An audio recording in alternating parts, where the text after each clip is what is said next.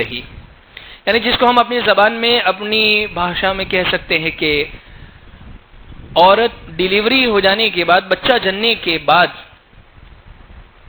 زچہ والے جو دن ہے، سواوڑ والے جو دن ہے، جاپے والے جو وہ دن ہے، وہ کتنے دن مکمل کرے؟ شریعت کی طرف سے اس میں کوئی رہنمائی ہمیں ملتی ہے؟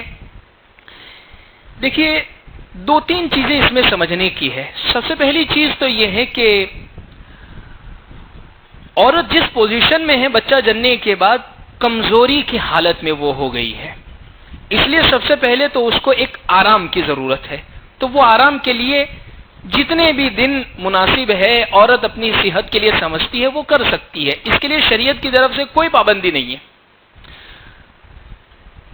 دوسری چیز، اسی کے ساتھ ساتھ ایک مسئلہ ہے نفاس کا مسئلہ۔ ڈیلیوری ہو جانے کے بعد بچی عورت کو خون آتا ہے، ایک تو حیض کا خون آتا ہے، اور ڈیلیوری کے بعد جو خون آتا ہے وہ نفاس کا۔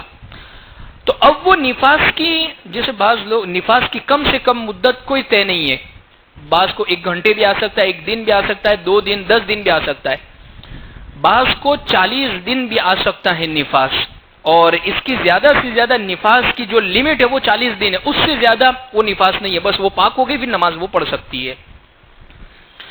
تو بعض حضرات یہ سمجھتے ہیں کہ مکمل 40 دن کا ہی سواوڑ، جہاپا اور زچہ والے جو دن ہے وہ ہونے چاہیے۔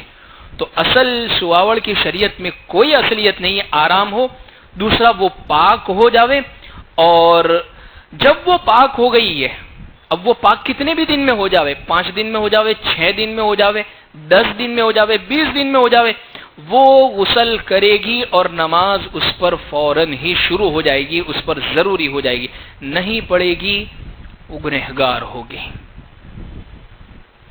تو الغرض یہ 2 باتیں میں نے ذکر کی۔ تیسری بات، ایک خیال ذہنوں میں یہ ہے کہ کیا عورت کی ڈیلیوری کے بعد، کیا وہ پہلا جاپا یا سواوڑ یا پہلی ڈیلیوری کیا ماں کے یہاں کروانا ضروری ہے؟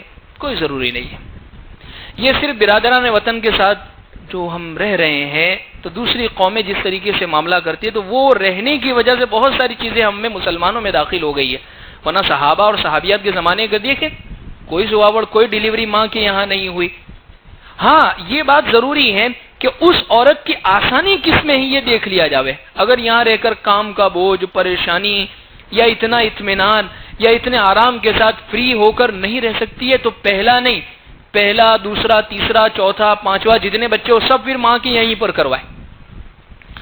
لیکن ایک رسمی طور پر کروانا کہ پہلا یہاں پھر دوسرا تو یہاں پر، چاہے مکان چھوٹا ہو، تکلیف میں بھی ہو، پریشانی میں بھی ہو، لیکن کرنا تو یہیں پر ہے، تو اس کی کوئی اصل نہیں ہے شریعت میں، یہ ایک آسانی کے اوپر موقوف ہے۔ چوتھی بات یہ ہے، جس طریقے سے سواوڑ میں سے اٹھانے کا مخصوص طریقہ کہ بھئی اب 40 دن مکمل ہو گئے، تو اب 40 دن مکمل ہو جانے کے بعد اب وہ نئے کپڑے بچے کو اور عورت کو اس کے میکے سے پھر سسرال لے جایا جانا، اور پھر وہ طرح طرح کی رسمیں کرنا، شریعت میں اس کی کوئی اصل نہیں ہے۔ شریعت کی تعلیم دیکھیں کتنی پیاری ہے۔ یہ چھلا چھٹی کا نہلانا یا اسی طریقے سے سواوڑ میں سے اٹھانا، یہ شریعت میں، شریعت کیا کہتی ہے ایسے موقع پر کہ کرنا کیا ہے؟ دیکھیں، شریعت کی تعلیم بہت صاف ہے۔ شریعت نے کیا کہا کہ جب بچہ 7 دن کا ہو جاوے، ایک تو ماں کو حکام ہے کہ جب وہ پاک ہو گئی خون سے، نفاس بند ہو گیا ہے، تو اب وہ پاک ہو جاوے، غسل کر لے، اب وہ نماز پڑھنا اپنی شروع کر دے۔ اب اس کے لیے ضروری نہیں ہے وہ بیڈ ہی پر سوتے رہنا، اسی بیڈ پر آرام کرنا، وہ گھر میں جس کونے میں چاہے رہ سکتی ہے، جس کونے میں چاہے جا سکتی ہے، ضروری نہیں کہ 40 دن کے بعد ہی اس بیڈ سے اس کو اٹھنا ہوگا۔ پاک ہو گئی، ختم ہو گیا معاملہ، وہ جو چاہے نماز بھی پڑھے گی، تمام چیزیں وہ کرنے والی ہوگی۔